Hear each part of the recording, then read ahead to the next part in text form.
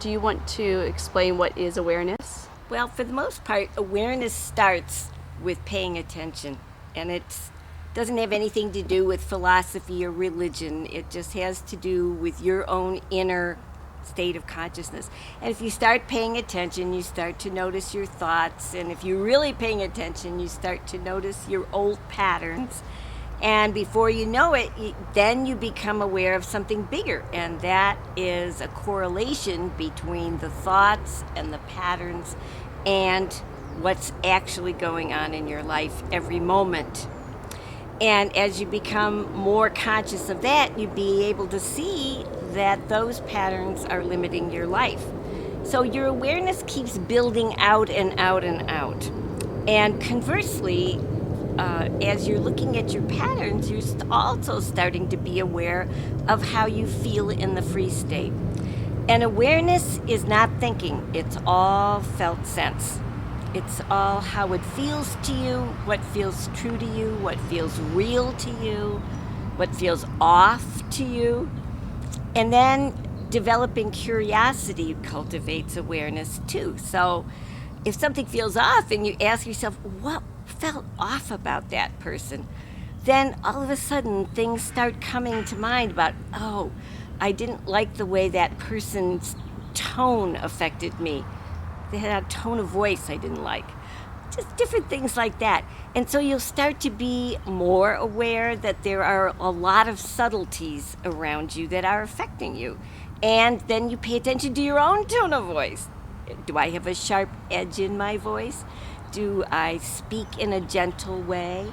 How am I conveying my speech? So again, awareness goes out both in a trapped state and in a free state.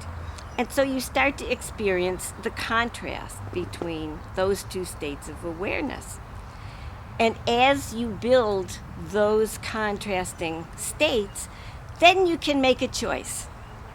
Am I going to stay in a pattern in this moment? Or am I going to take a deep breath and relax right back into present time, not go down that old road, and actually experience what's here to exchange with this other person or in this situation? So those choice points become pivotal along the path. I have a question. Now, it seems to me that the first step might be looking at your own authenticity. How are you relating to your personal journey here? It is the very first step. That's what I'm getting a little bit. Yes, and as you become more present, you start to see who's really here. Like, oh, I'm really not an angry person, even though when I'm in pattern, I'm angry. And I'm in pattern a lot, so it looks like I'm an angry person. But now I'm more present, and I'm not as angry anymore. And I'm starting to feel like maybe I'm not even an angry person. So then that move toward what's really real, what feels authentic, starts to build on itself like everything else in awareness work. If I can be more real in my emotional body, how about being more real in my career choices or in the way I handle money or whatever, so I don't feel like I'm being pushed around? Question.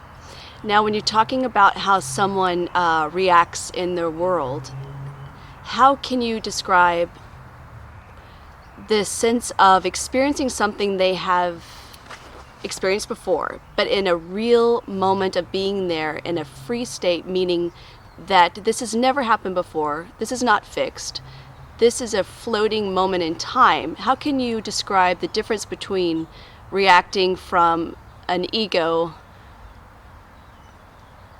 pattern versus being in the moment? And again, it's a situation that they have been in before. That's an excellent question, because that presents us with our contrasting states. If I'm in pattern, I'm going to feel reactive. I'm going to feel like it's a knee-jerk response to the situation. If I'm present with it, I'm going to feel relaxed in it. I'm going to be a little bit curious about where this situation's going to go and what experience is going to actually unfold here. So that's basically the contrasting states of being present versus being in a reactive pattern.